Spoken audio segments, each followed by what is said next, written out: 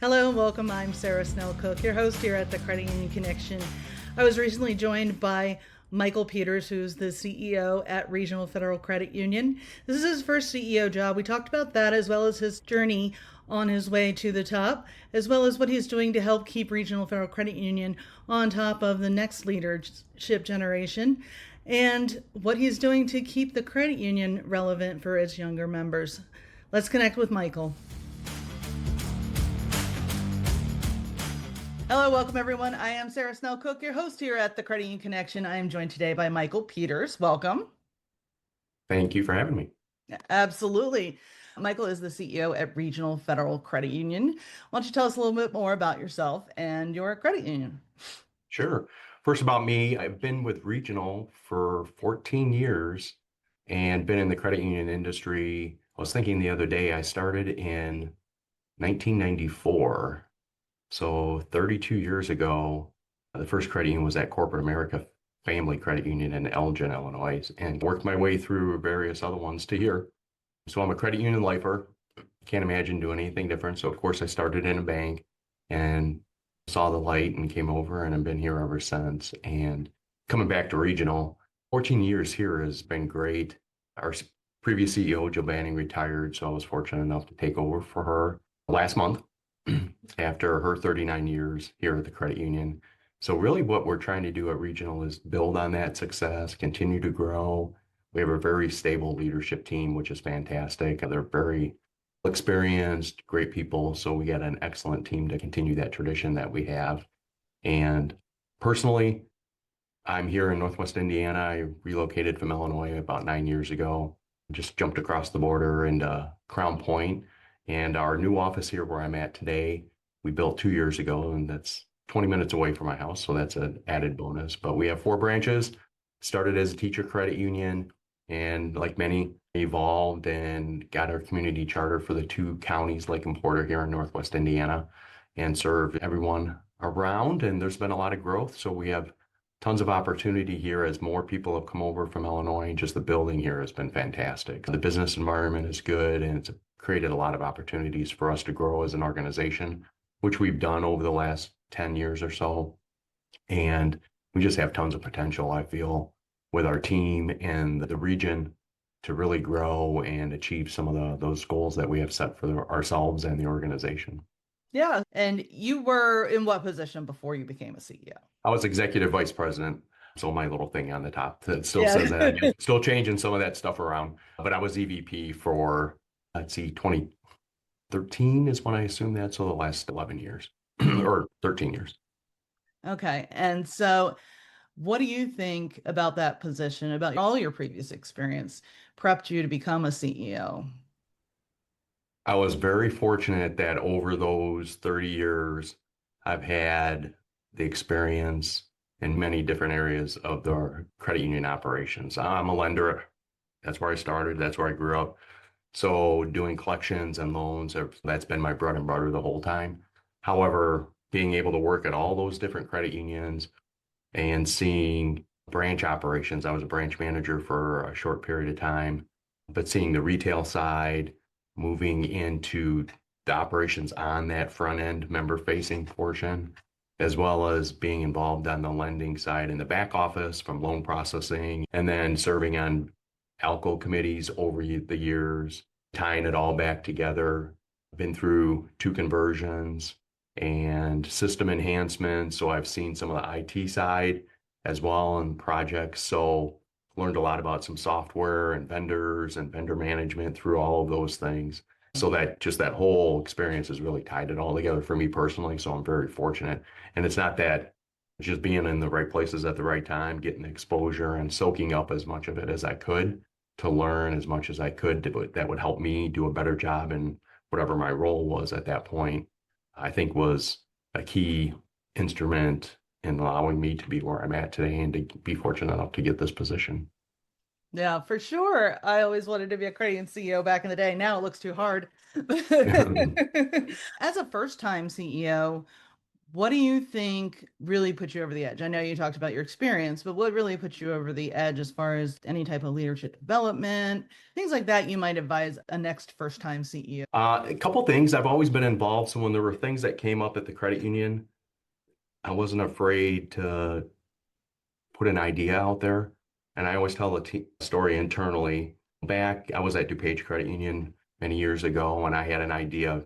Our branches aren't being very well trained. I think they could be trained better in loan applications, is the best way to say it. And because I suggested it and I said, I'm willing to go out and do that, they gave me the opportunity to do that training. And from there, it launched into a whole lot of opportunities for me personally. I became a branch manager after completing that for, I think it was about 18 months. I was out in the branches training. It then moved me into a loan manager position. So that kind of set me on the path to build into this position right now. But really not being afraid to get involved in project and ask questions and offer ideas and put yourself out there a little bit, I think was a big part of getting me on that path. I've always been one to step up and say, okay, I'll do that and get involved with it. And that's also helped me become a leader in those different things. So a lot of times as we're in it, I would be fortunate, okay, I'll coordinate it and I'll facilitate and administer everything that we're doing and lead the project. So having that experience and not being afraid, like I said before, to jump out there and take a chance really allowed me and then run with it. You're going to do things, you're going to fail, learn, move on, stay positive with it and look for that bigger picture. And I like looking at things globally, so I think that helps as well, trying to tie all the pieces together to see how it fits and helps that wheel turn, how all those spokes come together and make it happen. All those things I think really allowed me to be in a good position to be where I'm at today. Yeah, that's perfect. Sounds very sage advice. You, like probably many others, are replacing a CEO who served for decades and is now retired. What are the things you learned from them? What are the things you might take a different path with? Most recently with Jill, she was how she interacted with the team and how she kept tabs on all as our team members grew, as we got bigger, having a real focus on the team and how they felt, I think really stood out to me. She always had a concern on what was best for the team and took that into a lot of things when we were talking about, even if it was compensation or time or just she did thank you cards and things like that. So just having a real team focus and doing things to make them feel appreciated is one of the things that really jumped out to me from her that I learned because she did an outstanding job of that. And then from managing the credit union daily, and now that I'm a month into this, seeing the different things that she was touching as it now comes to me gives me an appreciation for what she was managing there and tying it all back together and keeping us as a leadership team focused and moving forward and the need to do that. So those are things that she really taught. And previous CEOs, again, the same thing, having an interest in me as in trying to develop me and making sure that in coaching me. Dwayne Nelson at United, he did when I first came in, that was my first VP position. He really took an interest in helping me and coaching me and developing me. And I think having that focus on me really helped build me.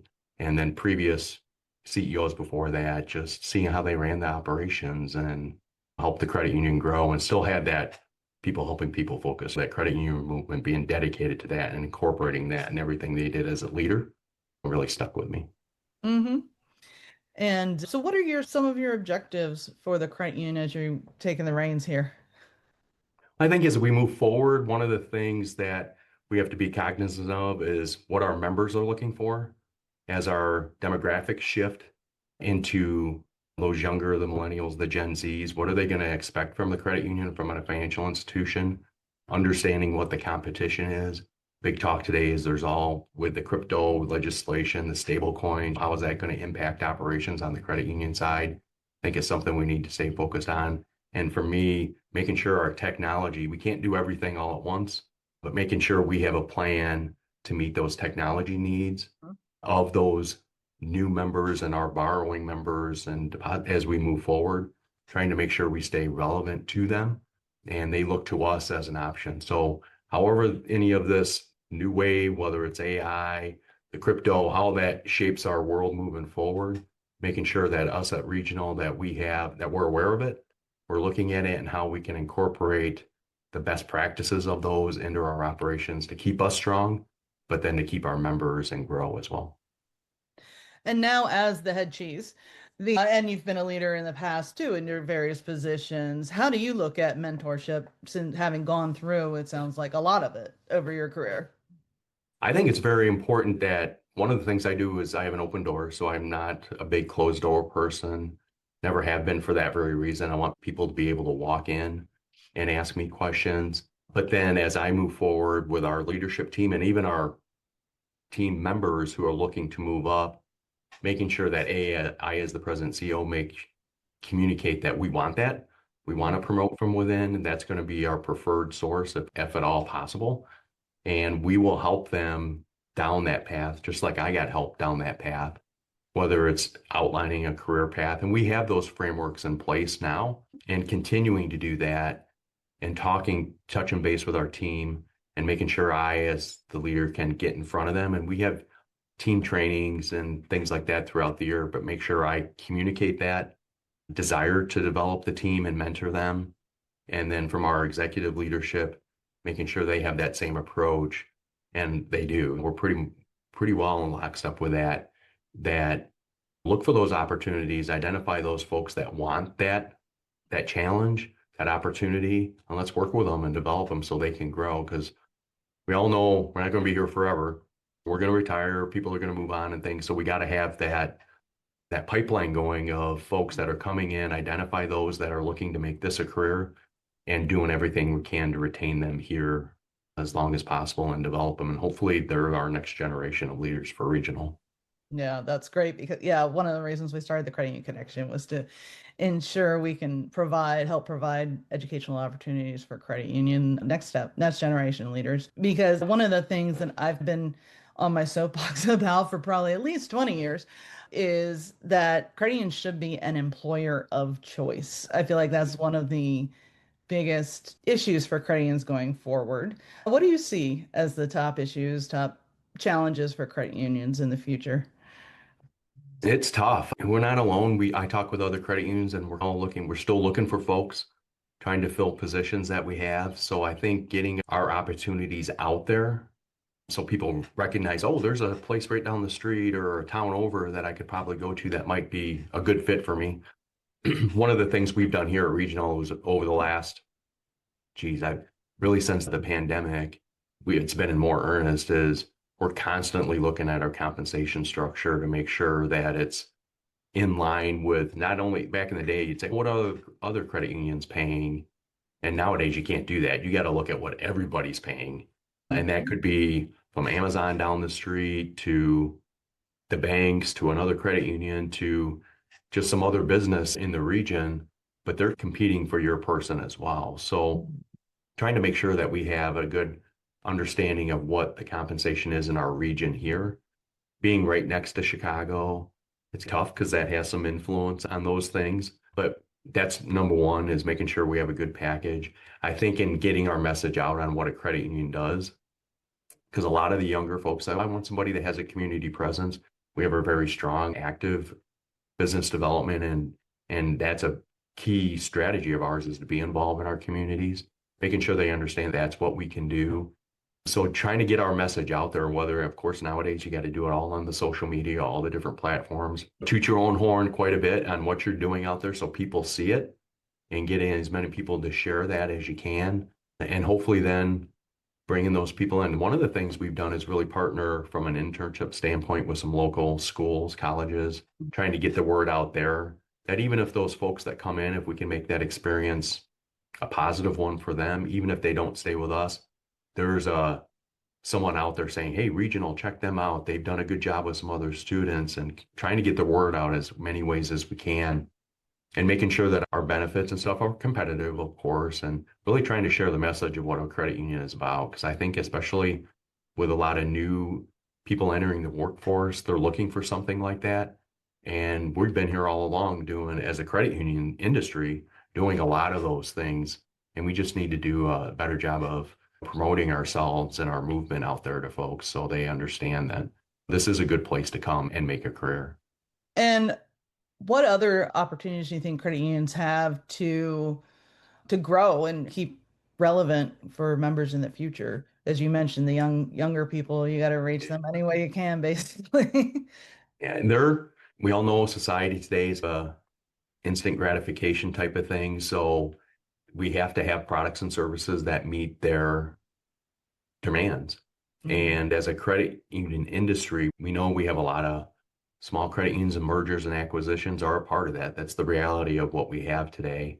And if there's ways that we can partner in order to provide those services to existing credit union members so they don't go somewhere else, I think is an important thing that everybody's got to consider. How can we continue to hold on to those members and to attract new members? And we have to realize what they're looking for and then look for the best ways to meet those needs. And sometimes that means mergers and acquisitions. Other times it can mean we can partner together and do things, whether it's in the local credit union chapters of the states to try and come together and put a unified message out there to use credit unions, starting shared branch week here. So if we can put that message out there on how we're working together to provide access across the country is a big part of what we need to do to try and continue to meet the needs of our membership and attract new ones. Because they're going to be looking, okay, what can you do? How are you involved? And if you don't have an answer for them, and the technology is a big part of that too. We have to consider the technology and continue to evolve. That mobile phone is the key that we got to keep developing that and use that as best as we can to attract those members and retain them. Because if we don't have it, they're going to go somewhere else. And the surveys all show that not more and more, they're more likely to move on if we don't have something than ever before. So being aware of what obstacles we have and what challenges, and then trying to work together to meet them and save those members. Now, one of the things you just kind of touched on was collaboration. How important is collaboration for credit unions? I think it's very important. It's one of the things we do best.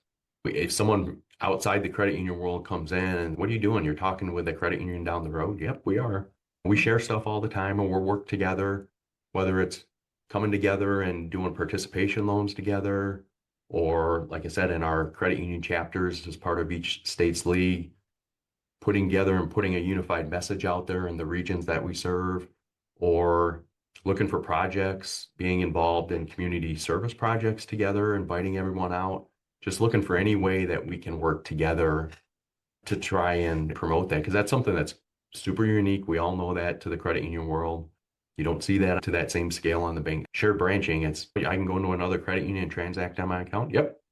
You can do that in over 5,000 locations across the country. That's pretty crazy when you think about collaboration like that, and really promoting that, I think, is huge for us. I'm going to ask you then, all my guests get the final thoughts. What would you like to leave our credit union audience with today? I would just say that I think our future is super bright. Don't be afraid to look at those technologies. And even I know there's cost constraints on those things, but understand what's out there. Be as educating yourself and your boards and your team as much as possible about what the members are looking for, and look at those and put a strategy in place. I mentioned earlier, I do like looking at the big picture. And so I think our opportunities are really strong for us to continue to grow and meet the member needs. So I think it's fun to look out there and say all the stable coin or the AI stuff, embrace it, look at what we can do. Of course, you want to be diligent and you want to be smart with it, not necessarily jumping in with both feet. Do your research, stay educated on it, and put a plan in place to meet those, because I think it's here no matter what. And so what are we going to do to roll that into the existing credit union culture and make that something that our members is attractive to them and makes new members want to come to us. So I think the opportunities are tremendous out there. I'm pretty excited about it. And I think everyone should be. That we have a lot of opportunity to grow and make a difference in people's lives. And if we can do that, that's really what our mission is about. Love it. Thank you so much for your time today. Appreciate it. Thank you very much. Thank you.